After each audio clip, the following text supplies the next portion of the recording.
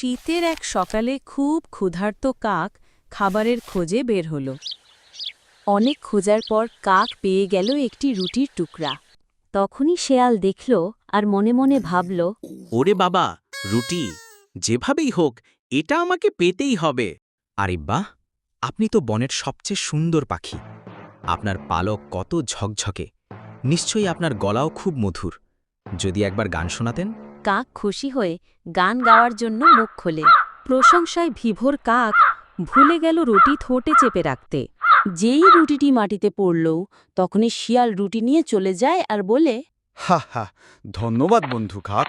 কাক তখন বুঝল শেয়ালের চালাকি, কিন্তু তখন অনেক দেরি হয়ে গেছে।